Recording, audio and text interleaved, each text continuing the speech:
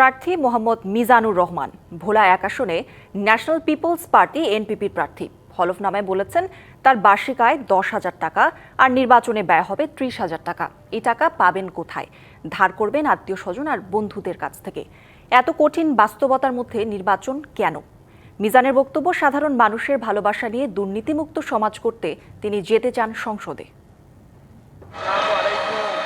২০২৬ সালের জাতীয় নির্বাচনে প্রার্থী মিজানুর রহমানের দিনের শুরু হয় ভোটারদের মন জয়ের তৎপরতা নিয়ে। সম্পদ পৈতৃক ভিটায় জরাজীর্ণ কাঁচা একটি ঘর। মিজানের চাওয়া সমাজের পিছিয়ে পড়া মানুষের কথা সংসদে তুলে ধরা। শিক্ষা খাতে দুর্নীতি, তারপরে আপনার চিকিৎসা ক্ষেত্রে দুর্নীতি, রাস্তাঘাটের উন্নতি দুর্নীতি, সব দিকেই দুর্নীতি হচ্ছে। এই দুর্নীতিগুলো পরিবর্তন করতে চায়। আমার দৃঢ় বিশ্বাস যে এই ভোলা সদর ১ আসন থেকে আমি যদি নির্বাচন করি, এই ভোলার সাধারণ জনগণ সকল শ্রেণী বর্ণ সকলেই আমাকে বিপুল ভোটে জয়যুক্ত করবে। ২০২৪ সালে ভোলা সদর উপজেলা পরিষদ নির্বাচনে ভাইস চেয়ারম্যান পদে ২৬,৩১৮ ভোট পেয়ে দ্বিতীয় হন মিজান। সেখান থেকেই সংসদ সদস্য নির্বাচনের অনুপ্রেরণা তার।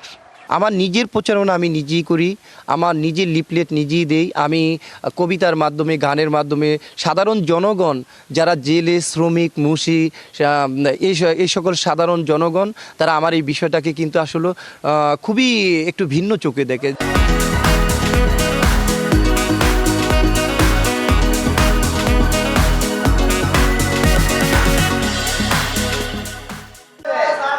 ভোলা জেলার ৪টি আসনে বৈধ ২৪ জন প্রার্থীর মধ্যে সবচেয়ে কম আয় মিজানের। টিউশনি থেকে বার্ষিক আয় মাত্র ১০,০০০ টাকা, দিতে হয় না কোনো আয়কর। একা আড়ি আমাকে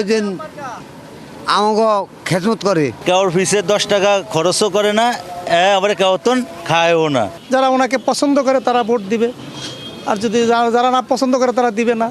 তা কিন্তু কখনো হাল ছাড়ে না। পল্লী চিকিৎসক শাহ আলমের ছেলে মিজানের জন্ম ১৯৮৮ সালে। এসএসসি পাশের পর ২০০৭ সালে নাবিক হিসাবে যোগ দেন নৌবাহিনীতে। ২০১৯ সালে স্বেচ্ছায় চাকরি থেকে অব্যাহতি নেন। গ্রামে ফিরে করেন টিউশনি ও সাহিত্য চর্চা। আমি নির্বাচিত হলে শুধু জনগণের কল্যাণের কাজ করব না, পাশাপাশি এটি হবে আমার টাকা ও পেশিশক্তির বিরুদ্ধে লড়াইয়ের দুর্গম যাত্রা। অনেক অভাব না পাওয়ার বেদনার মধ্যে মাটি আর মানুষ থেকে দূরে সরে যাননি মিজান। তাই সারা জীবন মানুষের ভালোবাসা নিয়ে তাদের পাশেই থাকতে চান তিনি। DBC news desk.